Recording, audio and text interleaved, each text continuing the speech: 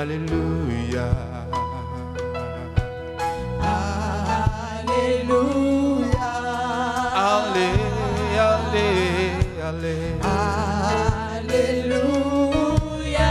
Tu es saint. Tu es saint. Saint, saint. Saint, saint. Toi le Seigneur. Toi le Seigneur. Tout puissant.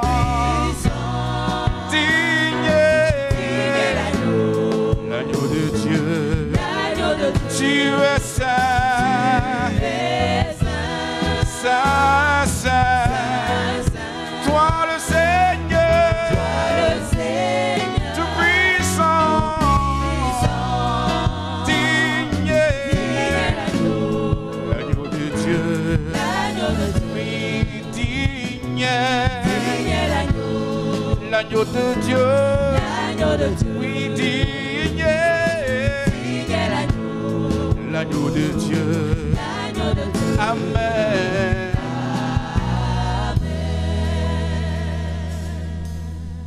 Mon Dieu est puissant, il déplace les mondes, me protège dans la vallée, il est mon abri. Mon Dieu est puissant, me restaure quand je suis brisé, ma force quand je suis faible, il règne à jamais, chantons mon Dieu. Mon Dieu est puissant, il déplace les montagnes, Me protège dans la vallée, il est mon abri. il est mon abri.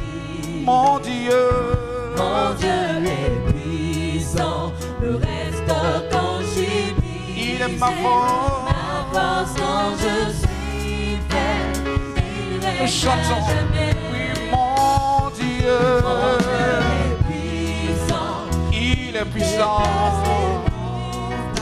me protège dans la vallée, il est mon abri. mon Dieu, est puissant, me restaure, quand je suis il brisé, est ma force, quand je suis faible, il règne à jamais. oui, mon Dieu,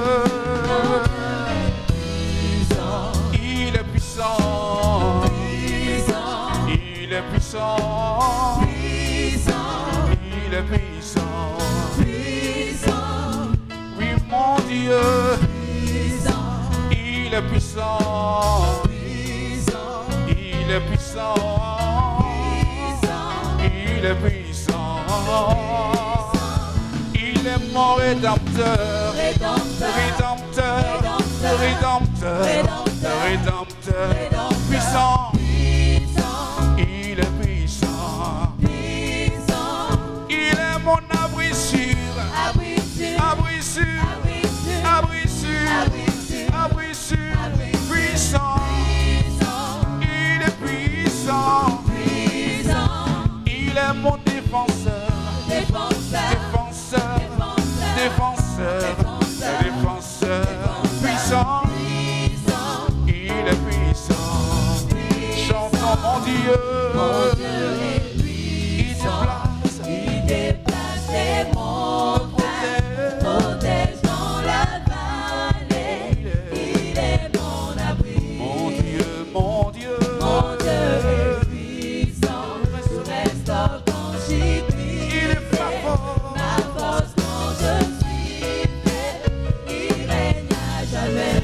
oui, mon Dieu est Puissant, il est puissant puissant, pour me délivrer, puissant, il est puissant, puissant, mon Dieu est, puissant, il est puissant puissant, pour me restaurer, puissant, il est puissant, puissant, il est mon défenseur, défenseur, défenseur, défenseur, défenseur, puissant, il est puissant, il est mon pourvoyeur, pourvoyeur,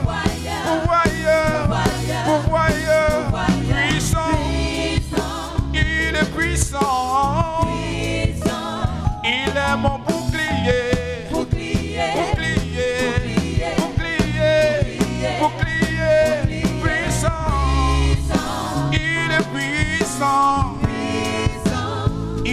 mon abri sûr, abri sûr, abri sûr, abri sûr, abri sûr, abri sûr, abri sûr, puissant, puissant, il est puissant. puissant. Mon Dieu est puissant. Il déplace les montagnes, protège dans la vallée. Il est mon abri.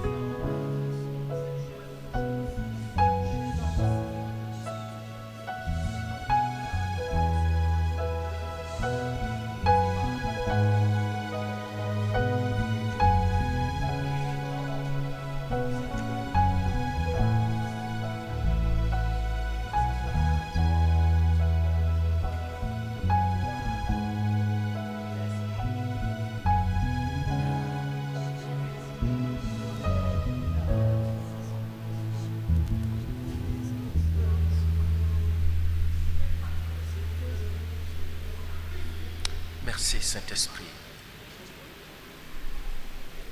Tu es Dieu, tu es bon. Nous t'adorons, Éternel. Toi par qui nous vivons, nous te célébrons, Seigneur. Merci, Éternel. Merci. Au nom de Jésus-Christ. Il ne permettra point que le bâton de la méchanceté soit sur ton lot. Il ne permettra point que le bâton de la méchanceté soit sur ton partage. Et tu sais, cette parole fait trembler toutes les puissances ancestrales.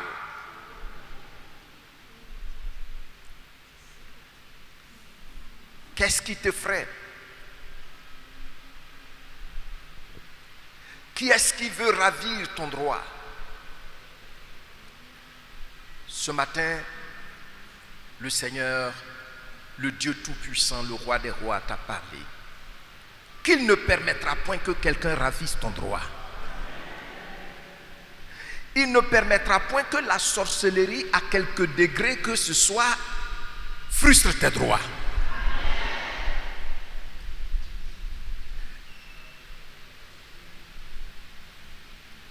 Il ne permettra point que l'ennemi utilise la maladie sur ton lot, sur ta santé. Remercions-le pour cette parole puissante. Remercie-le de tout cœur. Cite les différents domaines. Il a parlé.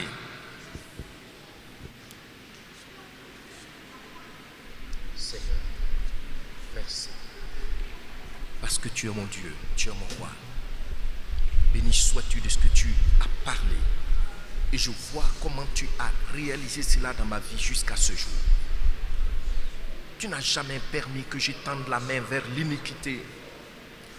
Parce que Seigneur éternel, tu as parlé. Merci. Dieu Tout-Puissant, Dieu protecteur, Dieu des délivrances. Dieu qui sauve, Dieu qui guérit, Dieu qui pourvoit. Nous t'adorons ce matin. Nous te disons merci. Tu l'as déjà fait et tu veux le faire encore et encore. Pour que nous marchions, Seigneur, dans la liberté de la foi. Pour que nos regards soient constamment fixés sur toi. Pour que nous puissions continuer à t'adorer. Tu es le Dieu véritable, Seigneur Jésus-Christ. Tu es le vivant. Tu es le ressuscité. Tu es le Dieu Tout-Puissant qui ne veut pas qu'on tende la main vers l'iniquité. Seigneur, merci. Merci Saint-Esprit. Merci Esprit du Dieu vivant. Gloire à ton nom. Honneur à toi. Au nom de Jésus-Christ. Et nous continuons. Et cette fois-ci, nous allons adorer le Seigneur dans la proclamation. Il dit, ceux qui se confient en l'Éternel sont comme la montagne de Sion.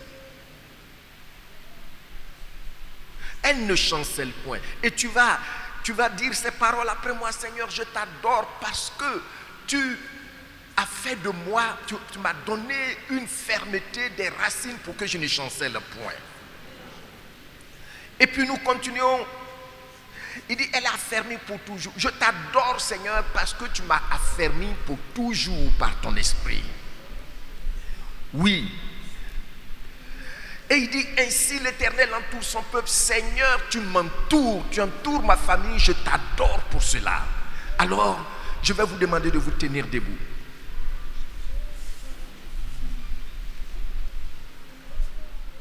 Et tu vas dire après moi, Père, au nom de Jésus-Christ et par le Saint-Esprit, je t'adore parce que c'est en toi que je me suis confié.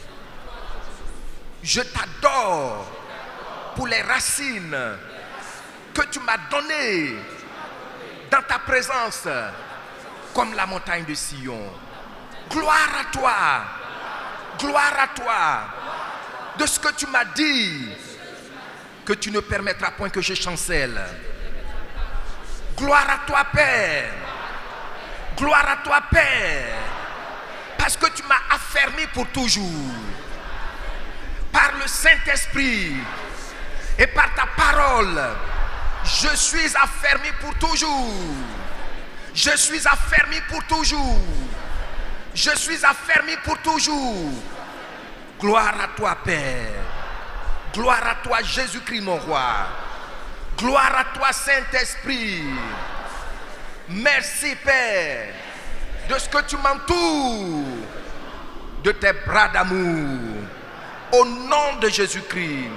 Au nom de Jésus-Christ.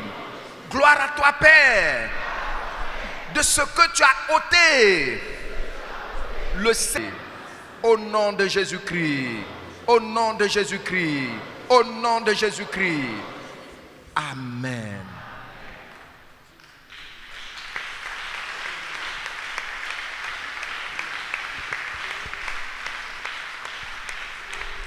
Tu es tout pour moi, oh, agneau de Dieu. Tu es tout pour moi, oh, Jésus. Tu es tout pour moi, oh, agneau de Dieu.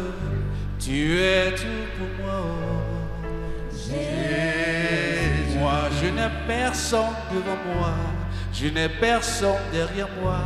Tu es tout pour moi, oh Jésus. Je n'ai personne devant moi, personne derrière moi. Tu es tout pour moi, oh Jésus. Tu es tout pour moi, oh. Nous chantons avec le groupe musical. Tu es tout pour moi, oh Jésus.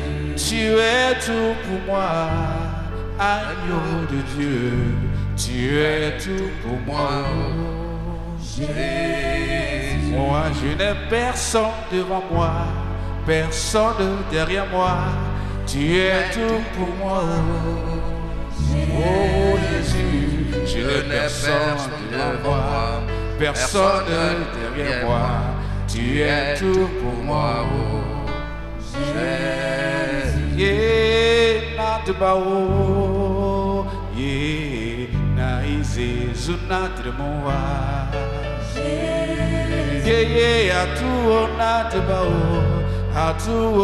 about, na ize zunatre moa.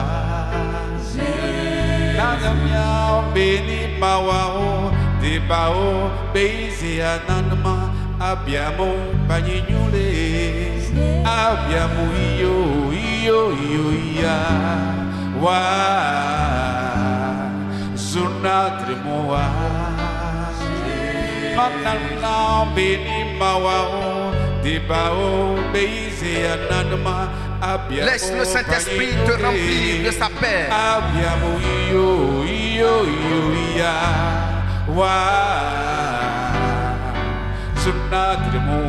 Il te donne un cœur nouveau. Tu es tout pour moi. Dis au Seigneur, il est tout pour toi. Tu es tout pour moi. Tu es tout pour moi. Agneau de Dieu. Tu es tout pour moi, oh Jésus. Tu es tout pour moi, oh agneau de Dieu. Tu es tout pour moi. Moi, je n'ai personne devant moi, personne derrière moi. Tu es tout pour moi, oh Jésus. Je n'ai personne à ma gauche, personne à ma droite. Tu es tout pour moi, oh Jésus. Yeah, not about, yeah, na ize zunatre moa. Ananama beni mawao, dibao beize ananama abiamo paninyole, abiamo iyo ya wa. Zunatre moa, ananama beni mawao, dibao beize ananama abbiamo pagnole, abbiamo io, wa, zona tremoa.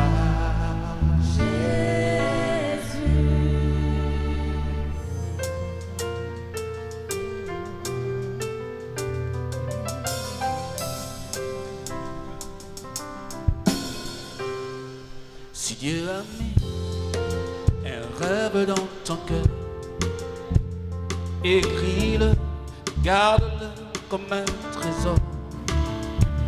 Quoi qu'on dise, protège la vision avec passion. Oh oui, quand tu sais de tout ton être que ce rêve ne vient pas de toi, même si tu ne vois que le contraire. Persévère, oh oui, persévère, oh, oh, oh. Persévère, persévère, persévère, car sa parole, elle s'accomplira. Si dans ton cœur est réelle cette promesse, quand vient le doute, lève-toi et confesse que Dieu est vrai et que sa parole demeure éternelle. Oh, car ce qu'il promet, mon frère, ma soeur, n'est jamais vain. Toujours fidèle et son chemin certain, même si les choses semblent n'aboutir à rien. Persévère, oh, oh, oh, oh. Quand il dit, la chose arrive. Quand il ordonne, elle existe. Son regard est sur ce qui lui appartient. Persévère, persévère, oh oui, persévère, persévère, Persévère, ne baisse pas les bras, persévère, persévère, persévère, encore une fois, persévère, persévère, oh oui, mon frère, ma soeur, persévère, persévère, ton Dieu est fidèle, il te exaucera. Persévère, persévère, car sa parole, elle s'accomplira. Elle s'accomplira. Oh oui, elle s'accomplira. Certainement. Oh oui. Elle s'accomplira.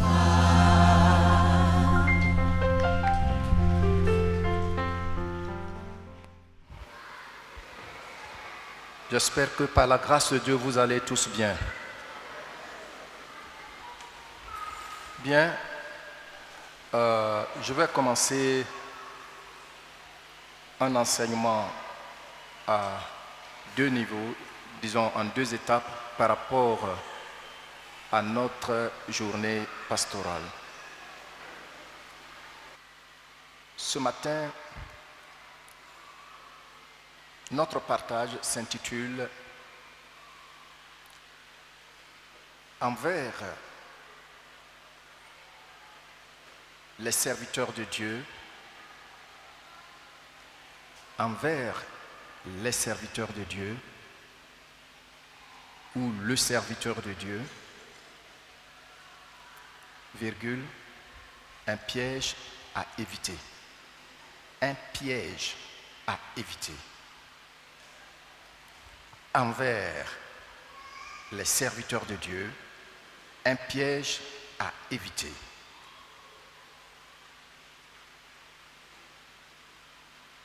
Je voudrais vous inviter à prendre avec moi notre passage de base. Osée, chapitre 12, le verset 14.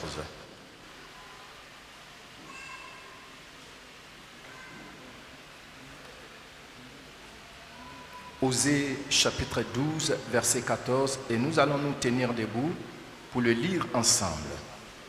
Je le lis et vous lisez après moi. Par un prophète, l'Éternel fit monter Israël hors d'Égypte. Et par un prophète, Israël fut gardé. Je vais vous demander de le lire tout seul, 1 et 2.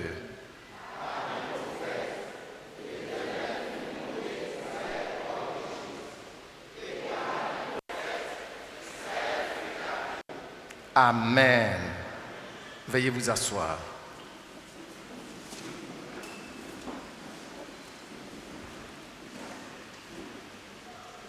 Comme nous l'avons déjà lu, cette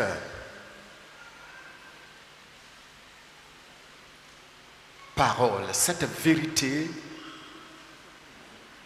nous est présentée par le prophète Osée. La première des choses que nous allons faire, c'est comment comprendre cette vérité. Osée nous donne une vérité fondamentale que tout serviteur, tout enfant de Dieu doit connaître. La compréhension nous donne l'attitude qu'il faut. Et la bonne attitude. Et notre bonne attitude nous donne aussi la bonne altitude. Alors pour notre premier pas, à savoir la compréhension, nous allons en un premier temps présenter un peu l'histoire de la délivrance d'Israël.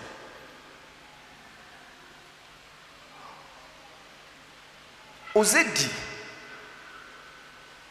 c'est une affirmation. Et quelle est l'affirmation d'Osée? Par un prophète, l'Éternel fit monter Israël hors d'Égypte. Vrai ou faux? Je ne vous entends pas. Est-ce que c'est vrai ou bien c'est faux? C'est vrai. C'est par un prophète que Dieu a fait monter Israël hors d'Égypte. Et il dit, et par un prophète, Israël fut gardé. Est-ce que aussi cette parole est vraie? Oui, c'est vrai. Lorsque nous lisons la Bible du semeur, oh là encore, il dit or. Vous voyez l'adverbe. Rappel d'un fait. Or, l'Éternel a fait sortir Israël de l'Égypte par un prophète. Par un prophète, Israël a été gardé. Ainsi donc, ce qu'il dit est vrai selon ce que la Bible nous rapporte par rapport à l'histoire de la délivrance d'Israël. Donc premièrement, nous voyons l'histoire de la délivrance d'Israël. Dans Exode chapitre 3,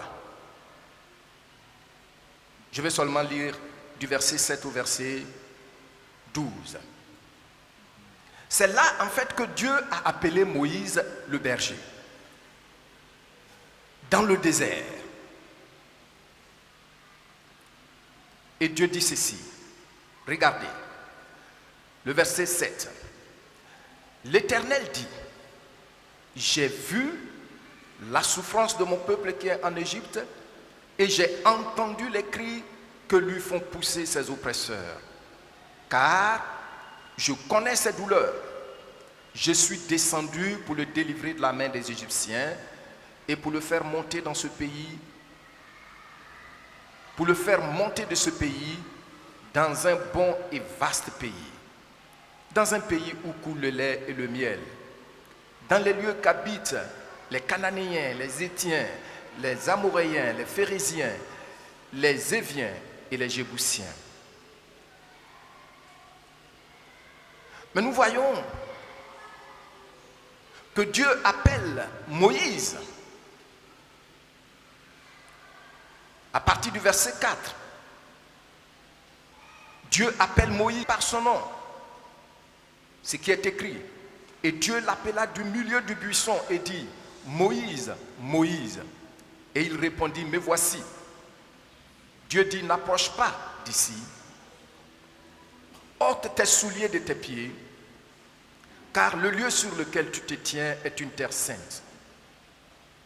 Et il ajouta, je suis le Dieu de ton père, le Dieu d'Abraham, le Dieu d'Isaac et le Dieu de Jacob. Moïse se cacha le visage car il craignait de regarder Dieu. Voici donc, Dieu dit qu'il a vu la souffrance de son peuple, qu'il a entendu lorsque nous lisons à partir du verset 7. Regardez le verset 7. Qu'est-ce que l'Éternel dit? J'ai vu la souffrance de mon peuple. Et puis quand nous continuons, il dit quoi? Et j'ai entendu les cris. Et puis quand nous continuons, il dit quoi? Car je connais ses douleurs. Regardez, c'est Dieu c'est lui qui est venu parler à Moïse. Maintenant, il lui dit, je suis descendu pour délivrer mon peuple. N'est-ce pas? Mais il est tout puissant. Tu es descendu pour délivrer ton peuple, c'est une information pour moi. Non, cette information n'est pas complète. Dieu dit, je viens t'appeler pour me servir de toi pour cette grande mission. Amen. Pourquoi y a-t-il des serviteurs, des pasteurs? C'est ça que je suis en train de vous expliquer. Dieu met toujours des hommes et des femmes à part pour exécuter un projet favorable en la faveur de son peuple. Dieu est tout puissant. Mais ici, on voit qu'il appelle quelqu'un. C'est de lui dont il peut se servir pour exécuter son plan de délivrance.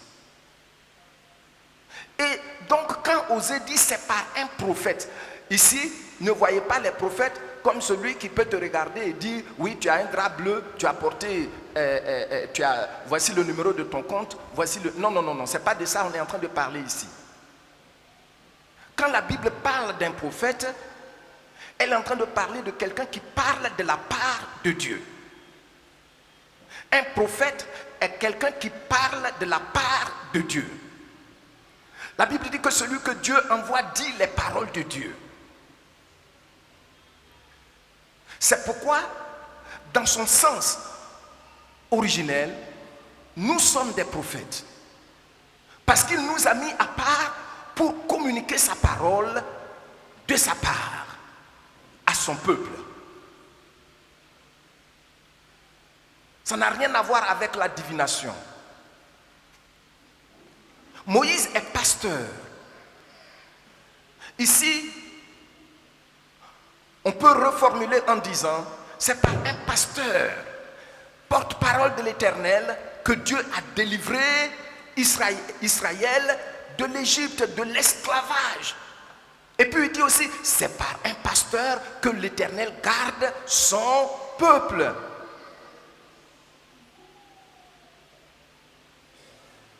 Dès lors, cette déclaration d'Osée nous parle de l'importance des serviteurs. Amen. Quel regard as-tu pour ton pasteur ou pour tes pasteurs? Sont-ils là comme des mendiants? Des gens qu'on peut mépriser à tout bout de chemin? On parle de délivrance, ça veut dire que la personne est dans des mains, dans des griffes.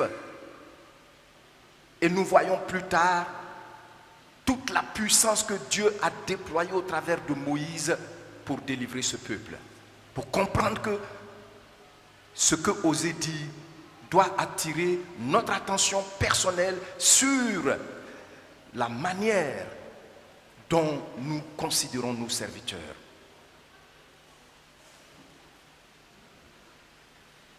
Ça, c'est un premier aspect très important. Et il dit, par un prophète, Dieu a gardé Israël.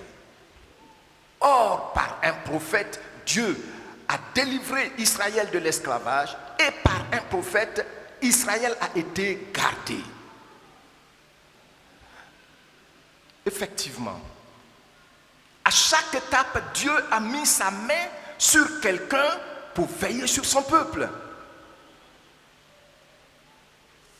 Regardez, Moïse meurt juste aux portes de la terre promise, sur le mont Nebo. Et qu'est-ce qui se passe?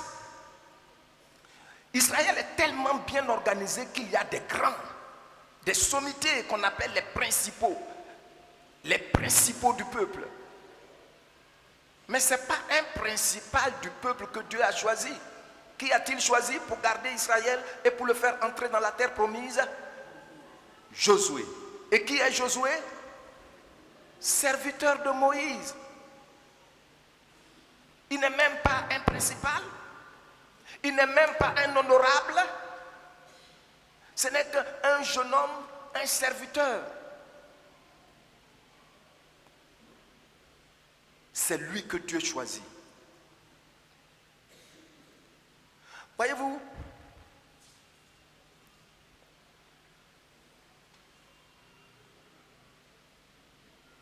Dieu utilise toujours des hommes simples pour exécuter son plan d'amour dans le cœur de son peuple, dans la vie de son peuple.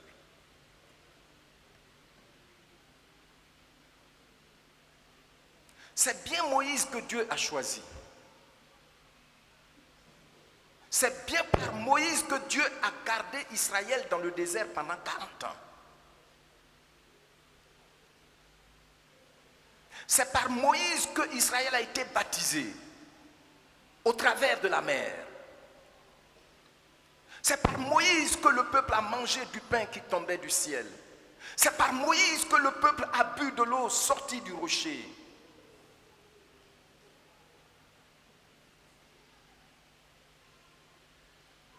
C'est par un autre serviteur que Dieu va faire entrer Israël dans la terre promise.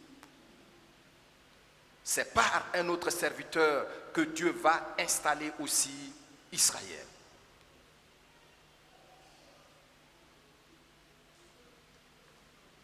Un principe que nous allons, deuxièmement maintenant, au-delà de ce que le prophète nous dit, il y a une vérité qu'il nous enseigne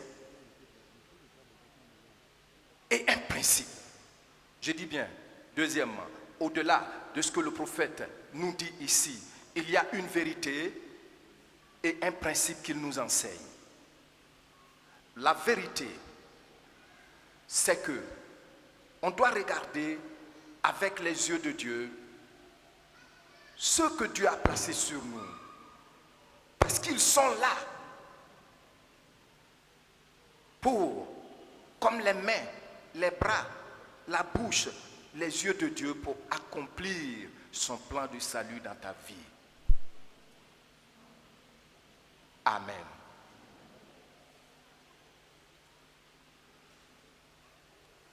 Un principe. Dieu dit, il utilise toujours des hommes. Ça, il faut que tu comprennes ça. Qu'est-ce que j'ai dit? Le principe, c'est quoi? Vous savez pourquoi? Parce que quand Dieu a créé la terre, il a donné la terre aux fils des hommes. C'est tout. Et même c'est la raison pour laquelle je voulais enseigner ici, compris. Parce que Dieu ne va pas intervenir dans les affaires des hommes si un homme ne crie à lui pour lui donner l'autorisation légale.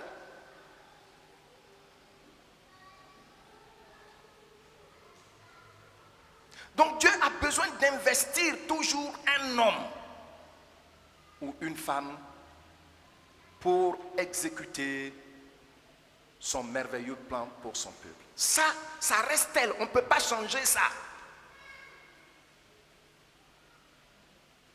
Jusqu'à ce que le Seigneur Jésus revienne enlever son église, il aura toujours des pasteurs.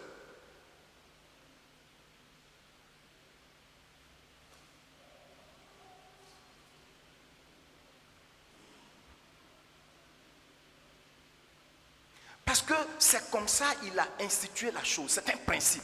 Un principe, c'est une loi qui n'est pas forcément écrite sur du papier.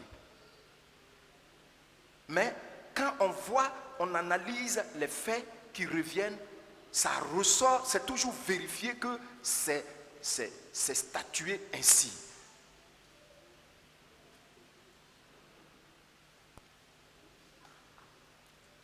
Et le piège, c'est que nous méprisons facilement nos serviteurs.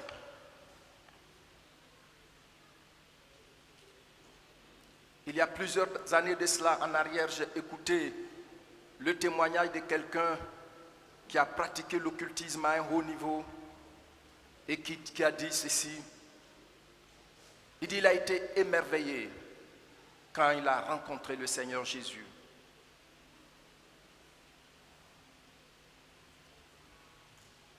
Il a été heureux. Mais dans l'église, il a été triste. Et très triste. En deuil. Pourquoi? Parce qu'il a trouvé que c'est dans l'église, c'est l'église qui tire sur ses généraux. Ce qu'on ne peut jamais faire eux dans leur camp. Mais bien aimé,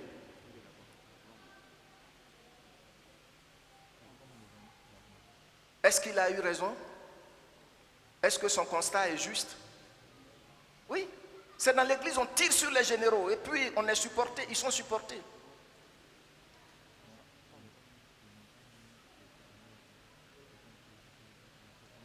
C'est un piège.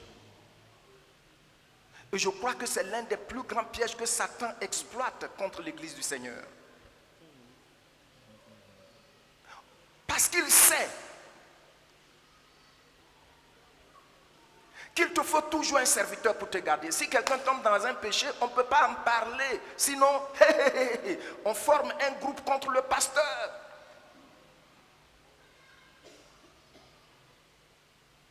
Mais il sait que ce monsieur dit, eux dans leur camp, c'est la discipline totale.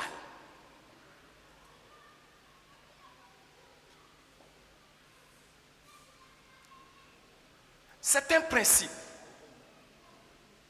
Je vous ai dit que le principe se vérifie dans les faits.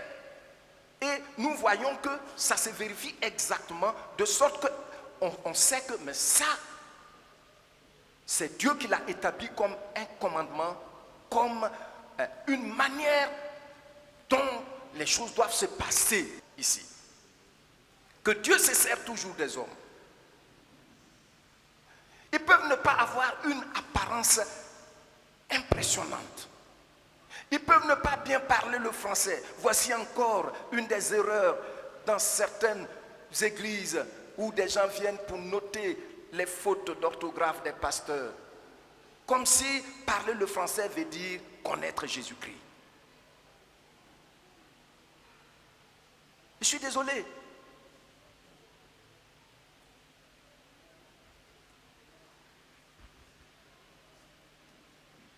Je ne dis pas que les serviteurs ne doivent pas se former. Je ne dis pas que les serviteurs ne doivent pas bien apprendre une langue pour bien communiquer. Moi, je parle l'anglais. J'ai fait l'anglais à l'université, j'ai fait mes études. Une grande partie de ma formation, j'ai fait ça en anglais. Ça fait que dans ma bibliothèque, il y a plus de livres en anglais qu'en français. C'est important. Mais c'est pas ça d'abord. La première des choses, c'est que Dieu, lui-même, il prend l'initiative de choisir quelqu'un. Ce n'est pas ton choix. Et quand ce n'est pas ton choix, tu dois te garder de mépriser ce choix-là. Ce n'est pas comme ça. C'est Dieu qui a pris l'initiative d'appeler son serviteur. C'est lui seul qui sait quand il a appelé. C'est lui seul qui sait les garanties qu'il lui a données. Mais quand Dieu appelle quelqu'un, mes bien-aimés, il le qualifie lui aussi pour appeler d'autres pour travailler en équipe. Et c'est là que le piège est. Moïse ne savait pas parler. C'était quelqu'un qui balbutiait. Quoi de plus pour le mépriser?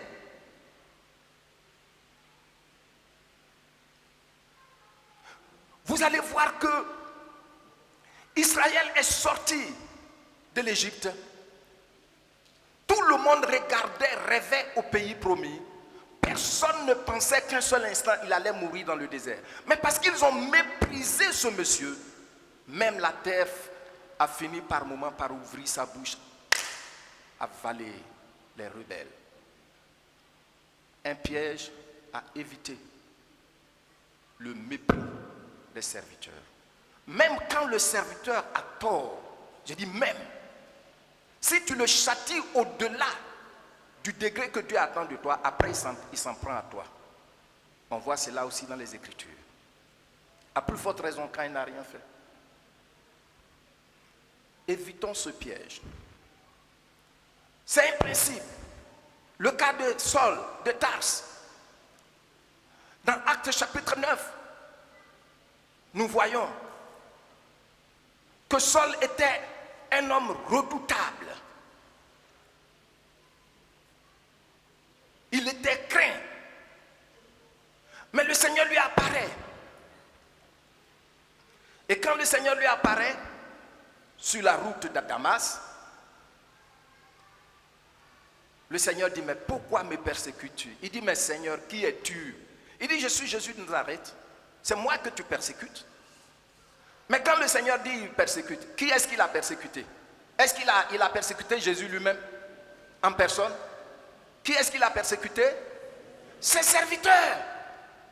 C'est un piège. Mais on peut l'accepter si ça vient du dehors seulement. Mais à l'intérieur, c'est dangereux. Alors, la conversation commence et Saul pose une question importante. Seigneur, que veux-tu que je fasse? Quand il a posé la question, regardons ensemble Actes chapitre 9. Qu'est-ce que le Seigneur lui dit? J'aurais voulu que le Seigneur lui dise, monte vers moi ici. Mais ce n'est pas ça. Ce n'est pas ce qu'il a fait. Regardez. Paul lui demande, que veux-tu que je fasse?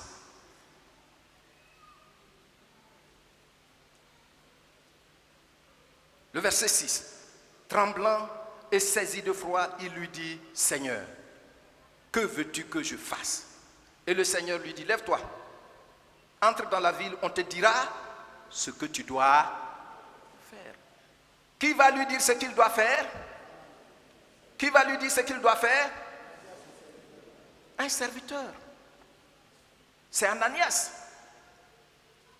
Le Seigneur pouvait lui dire automatiquement, voici ce que tu dois faire. Mais non. Il fait confiance à ceux qu'il a choisis. Alors il dit, lève-toi, entre dans la ville. On te dira ce que tu dois faire. Et il dit à Ananias, voici, j'ai mis ma main sur celui qui menaçait l'église. Va prier pour lui, il est aveugle. Donc, Dieu peut même t'apparaître dans une vision, mais il utilisera toujours un serviteur pour faire quoi? Pour te garder, pour te guider. Tu comprends ça? Mais on vient, on se comporte n'importe comment. On a établi un réseau pour haïr. Mais on va où avec ça? Et du coup, on tombe dans le piège de Satan. Si ce n'est pas la compassion de Dieu, même prendre la Bible dans ton intimité pour la lire, tu ne pourras plus le faire, à plus forte raison prier.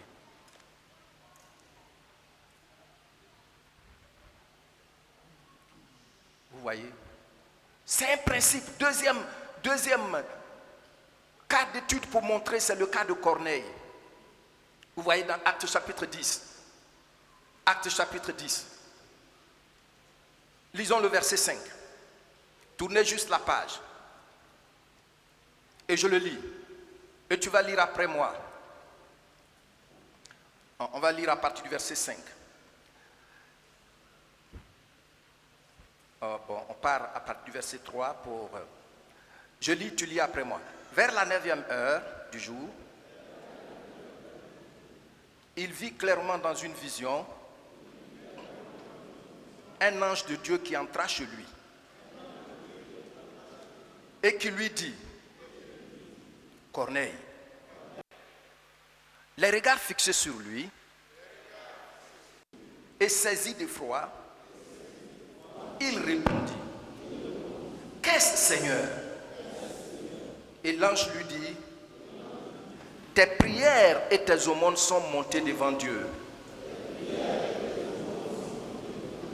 Et il s'en est souvenu. Lisez le verset 5 maintenant.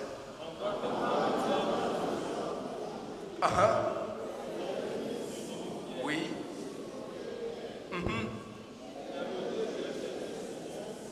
Oui. Lisez bien la dernière phrase.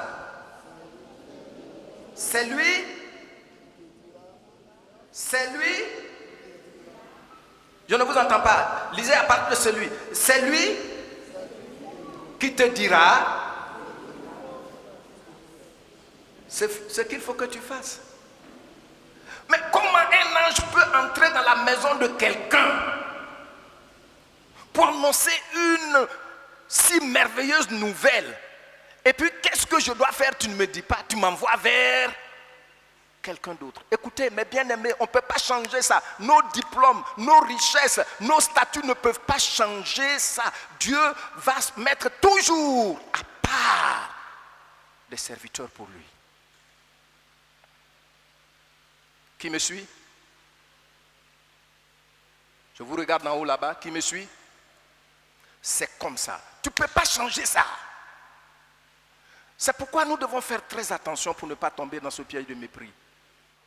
Et nous tombons dans ce piège. Ils ont toujours un réseau de gens, même quand ils se lèvent pour aller chez toi pour t'insulter. Ils ont toujours raison. Je rends gloire à Dieu qui soutient toujours ses serviteurs. L'ennemi comprend que pour détruire toute une vie, tout un peuple, il faut enlever, ôter de là celui que Dieu a placé sur eux pour les servir. C'est par un prophète. Tu as connu le Seigneur au travers de quelqu'un. Même si c'est dans une vision, on voit que les gens ont eu des visions ici. Ils ont vu le Seigneur, ou bien ils ont entendu le Seigneur, ou bien ils ont vu un ange. Mais l'ange leur dit, allez-y voir, j'ai mon serviteur ici, ici, ici. Regardez le GPS. Il a situé avec précision où était Pierre. Au même moment, les gens sont venus. Et Pierre, le Saint-Esprit dit à Pierre, c'est moi qui les ai envoyés. Descends et puis va avec eux. Dieu appelle Même si la personne n'est pas impressionnante, même si la personne n'accepte pas une direction que tu lui donnes, parce que ce n'est pas de Dieu, mais c'est Dieu qui l'a appelé. Oui, quand j'étais à la faculté de théologie ici, nous avions étudié une matière intitulée la sociologie de la religion. C'est là que j'ai eu une idée de certains grands sociologues comme les Max Weber et tout ça. Et notre professeur nous a fait le compte-rendu d'un livre intitulé « La précarité du protestantisme », écrit par un prêtre, un théologien catholique. Il a dit, nous devons de la reconnaissance aux protestants de ce qu'ils ont ramené la Bible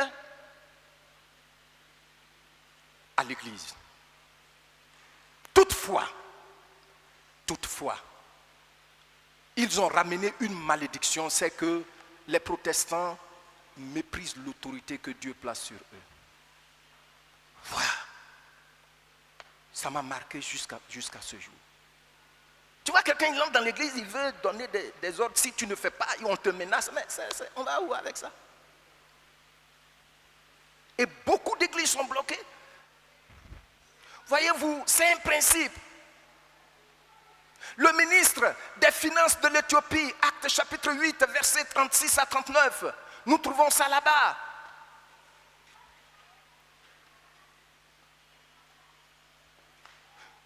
La Bible nous dit que le monsieur, le Saint-Esprit a soulevé Philippe pour aller vers lui parce qu'il fallait un serviteur assermenté, si je puis dire ainsi, mais qui a l'approbation de Dieu pour aller expliquer les Écritures à ce monsieur. Lorsque nous lisons, on voit que Philippe s'approche. Il lui demande, comprends-tu ce que tu lis? Oh, sa question est touchante, sa réponse. Il dit, mais comment? S'il n'y a personne pour me l'expliquer. S'il n'y a personne pour m'expliquer ce que je lis, comment je peux comprendre ce que je lis? Ce n'est pas notre niveau. Ce n'est pas notre situation sociale. C'est une volonté divine qui s'est exprimée sur la vie d'un individu. Méprisable. Même qui méprise lui-même ce qu'il est, comme Moïse. Moïse a commencé à contester avec Dieu. La plupart de tous les gens que Dieu appelle très souvent, ils ont contesté. Parce qu'ils ne se sentent pas dignes. C'est comme ça. Quand on parle de Moïse, il y a des gens qui se disent, si j'étais là, j'allais le respecter. Mais quelqu'un qui fait, et puis la mer s'ouvre en deux, j'allais le respecter. On pense que Moïse était un homme dont l'apparence était impressionnante. Une barbe, et puis il est comme un gourou, un gourou Maharaji. On pense qu'il est comme un gourou de l'hindouisme, qui sont effrayants. Non, c'était un monsieur simple. Il est marié, il a des enfants. C'est un monsieur simple. C'est pourquoi vous voyez que Israël était tombé dans ce piège, même sa propre grande sœur. Parce qu'il avait une apparence impressionnante, les gens auraient eu peur de lui. Ça, je vais revenir sur cet aspect. Dans la maison de Dieu, il ne doit pas avoir de peur. Qu'est-ce que j'ai dit? Non, il dit aimez-vous ardemment. Mais on se lève, on menace le pasteur. On ne fait pas ça. C'est un piège. Sortez de ce piège. Vous qui aviez été gagnés, regardez, certains en naissant, les parents les présentent. C'est un serviteur qui doit prier pour eux. N'est-ce pas? Pour te baptiser, c'est un serviteur qui doit le faire. Même si ce n'est pas le même, mais Dieu utilise toujours des gens qu'il a appelés ou un pour ça. Pour te marier, il faut toujours un serviteur. Même le jour où la personne sera rappelée à Dieu, toute sa famille va s'assurer qu'un serviteur est venu l'enterrer pour que leur consolation soit réelle. Et puis c'est ces gens-là que vous méprisez. On veut même les chasser, on veut les tuer. Ça veut dire quoi? Mais bien aimé, Église Angré, Faisons attention. Parce que le principe est là. Si Dieu ne t'a pas appelé, il se servira de toi d'une certaine manière, sous l'autorité de celui qui l'a mis là à part. Est-ce qu'on peut éloigner cette malédiction de notre église? Est-ce qu'on peut éloigner cette malédiction de notre église? Il faut qu'on le fasse. Il y a des gens qu'on gagne facilement.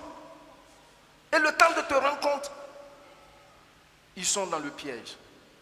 Comment un pasteur va te baptiser? Il va faire ton mariage. Il va faire... Et puis, c'est toi aujourd'hui qui veux te porter comme... Non. Non. Même le jour où Dieu va t'appeler, il faudra un serviteur, même si ce n'est pas le même, mais un autre pour t'ensevelir. Est-ce que vous devez haïr de telles personnes? Je vous pose la question. Quelle attitude vous devez avoir pour de telles personnes? Est-ce que vous le faites? Faites-le. Faites-le. Qui me suit? Merci. Qui a saisi quelque chose? Tu es béni au nom de Jésus. Donc ce ministre-là, si Dieu n'avait pas envoyé quelqu'un qui n'a même pas de char, qui n'a même pas de chevaux, il n'aurait jamais pu comprendre. Et moi je suis là pour vous expliquer les Écritures pour que vous puissiez marcher sous la protection du Seigneur jusqu'à la fin de votre pèlerinage. Rien ne vaut le ciel, mais le ciel vaut tout.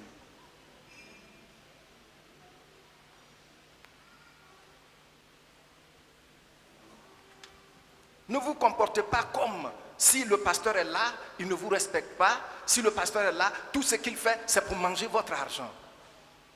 J'ai dormi dans la maison quand il pleut, malgré qu'il y avait les grands types dans l'église. La maison est inondée. Écoutez, mais pourquoi je suis resté là?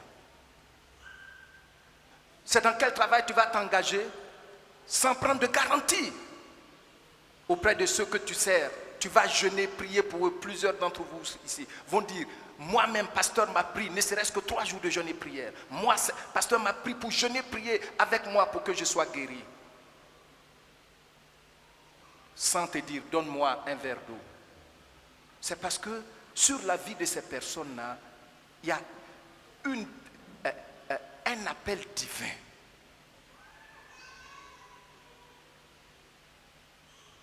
Est-ce que c'est vous seul qui êtes allé à l'école?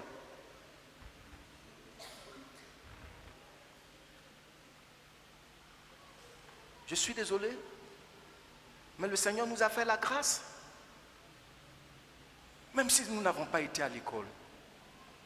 L'appel est l'appel. Je peux vous citer encore d'autres cas.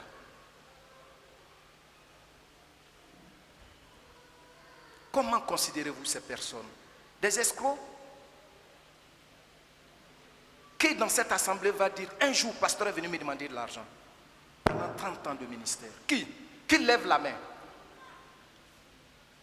On monte des cabales. Mais sachez que c'est un piège qu'il faut éviter.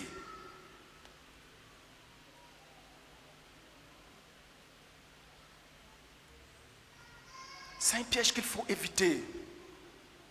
Ceux qui étaient sortis d'Israël, d'Égypte, rêvaient tous entrer dans le pays de la terre promise. Mais parce qu'ils ont méprisé Moïse malgré tout ce que Dieu a fait, au travers de lui, plusieurs sont tombés dans le désert. Aujourd'hui, beaucoup de chrétiens, ça dit quand un chrétien fait ça, pourquoi c'est un piège? Tant que tu ne te répands pas honnêtement. Quand un chrétien fait ça, partout, s'il a fait ça sur un serviteur correct, partout il va passer, il va mépriser tous les serviteurs. Ce qui fait qu'il y a des chrétiens qui passent d'église à église.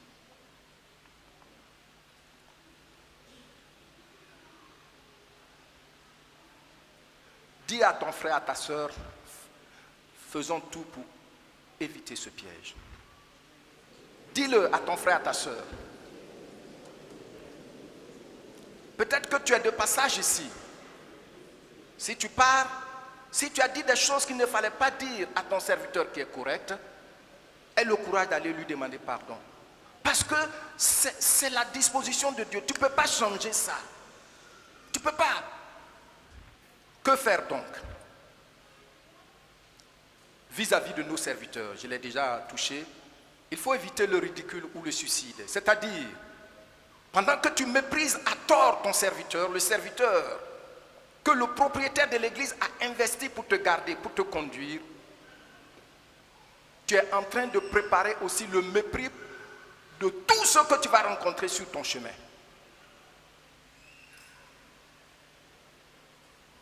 Vous avez compris ça? Oui. Évitez le ridicule.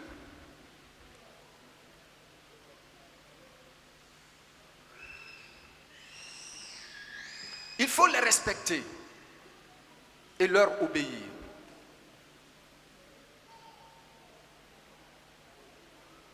Hébreux chapitre 13, verset 17. Je reviendrai sur cet aspect plus tard, dans ma deuxième partie.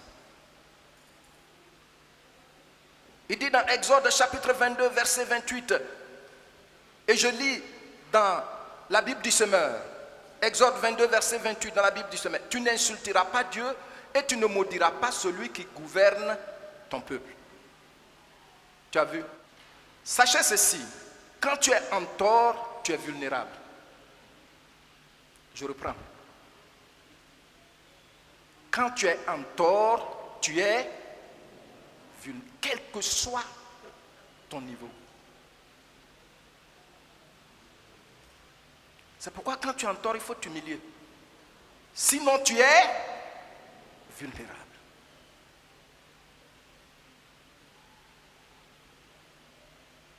Pourquoi certains chefs d'État, tu es un individu, peut-être même tu n'as même pas de l'argent à la banque. Tu vois, non? Pour qu'ils disent, il va bloquer tes comptes. Peut-être même tu n'as même pas encore maison. Mais pourquoi un chef d'État peut aller prendre une telle personne, il peut envoyer des gens pour le prendre, pour l'emprisonner? Quand tu te lèves contre la tête, tu mets le corps dans l'insécurité. Quand la tête est dans l'insécurité, le corps est en danger. Ne sais-tu pas que quand tu mets la tête dans l'insécurité, toi-même tu te mets dans l'insécurité? Un seul homme qui n'a même pas de maison, peut-être même il habite chez des amis, le chef de l'État, quand il se sent menacé, il envoie des gens pour te prendre. Même souvent, ils vont te tuer.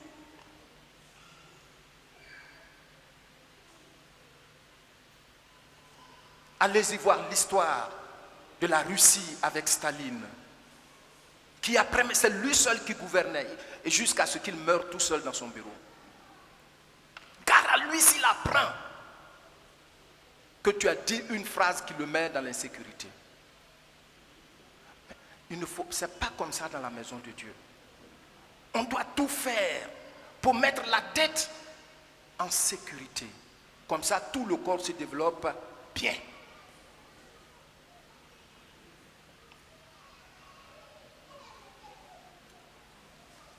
Amen. Est-ce que ce que j'ai dit a un sens? Merci.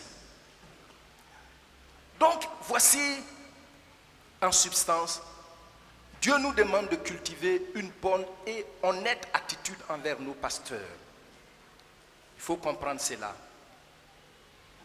Dieu appelle un serviteur et aussi, il le qualifie au fur et à mesure et il lui donne une vision par rapport à la mission. Il lui donne une vision de la mission. Bon.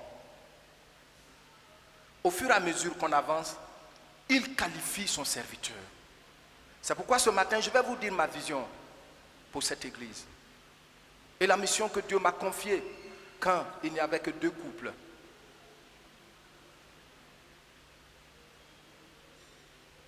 Notez bien cela. Ma vision pour cette église.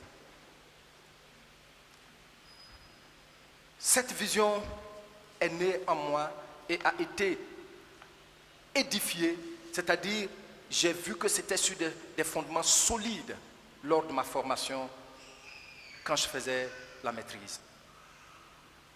On m'a enseigné qu'un succès sans successeur est un échec. Notez bien cela. Qu'un succès, le succès sans successeur est quoi? Est un échec. Donc, le succès qui est vraiment succès est celui-là qui a préparé un successeur. Mais bien plus, pour que le successeur soit dans le succès, il lui faut laisser un héritage gérable. Ce que je vous dis, c'est un leadership, mais vous qui êtes des leaders. On ne laisse pas un héritage empoisonné à un successeur.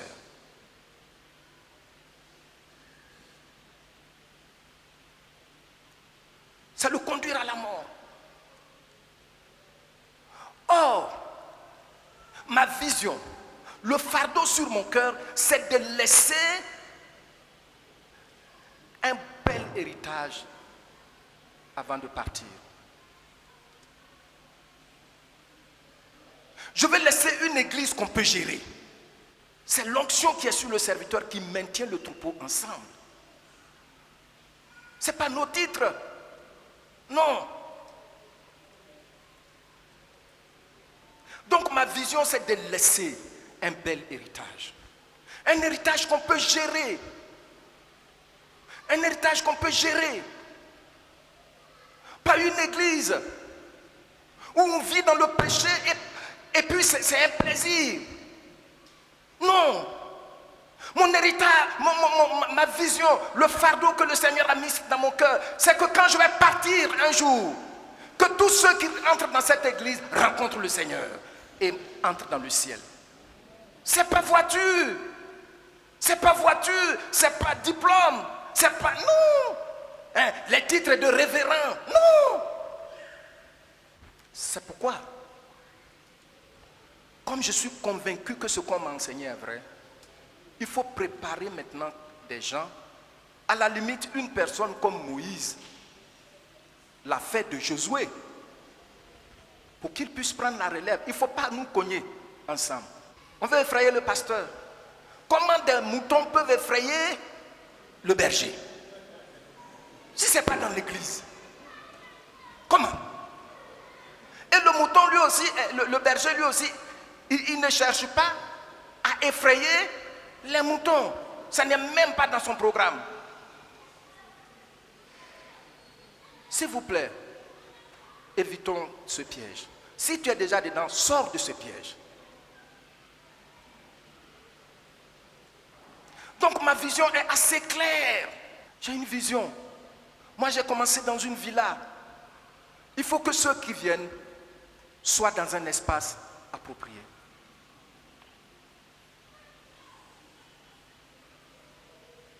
Mon rêve n'est pas de rouler dans des grosses voitures et puis on dit le révérend, l'homme de Dieu. Non. Comment laisser un héritage où quelqu'un qui est chargé, tourmenté, entre ici demain, il va rencontrer le Seigneur. Ça se prépare. Ça se prépare. Et je dois préparer quelqu'un. Nous sommes appelés à aimer. Le but est grand. Comment nous conduire pour que nous puissions entrer dans le ciel? Le ciel est une réalité. Thomas Trask a dit ceci dans son livre sur la vie du pasteur et les défis du 21e siècle. Il a dit ceci, que aujourd'hui, les nations puissantes sont en train de lutter pour canaliser la prolifération des armes nucléaires. Alors qu'il y a une arme plus puissante, plus dangereuse que l'arme nucléaire, c'est la rébellion contre l'autorité. Quand j'ai vu ça, j'ai partagé ça avec Pasteur Domoro. On a lu ça ensemble d'ailleurs. J'ai dit, waouh! La rébellion est plus redoutable que l'arme nucléaire. On ne lutte pas contre ça. On nous distrait. Le but qui est devant nous est grand. Mais bien aimé. Et tout jeune pasteur ici, il faut avoir du respect. Sois loyal. Je dois laisser un héritage gérable. Pour terminer, mes bien-aimés,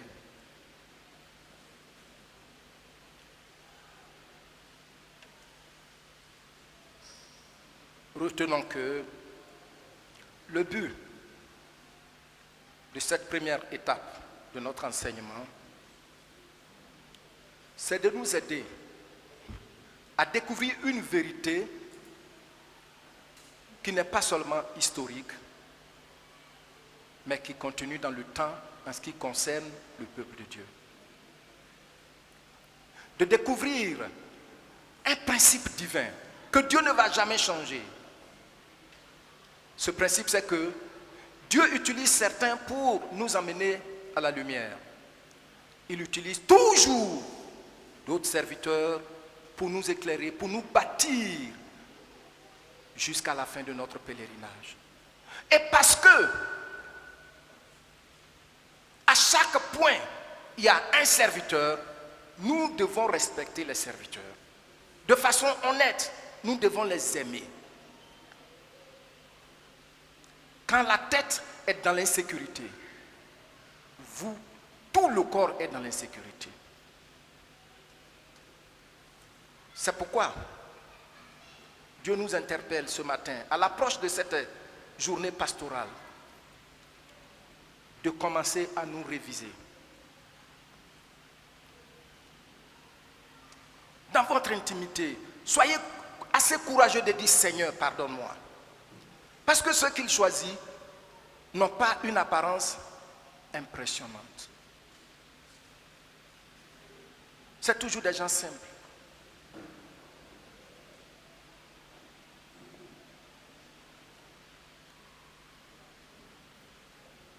Que celui qui a des oreilles pour entendre, que Dieu vous bénisse.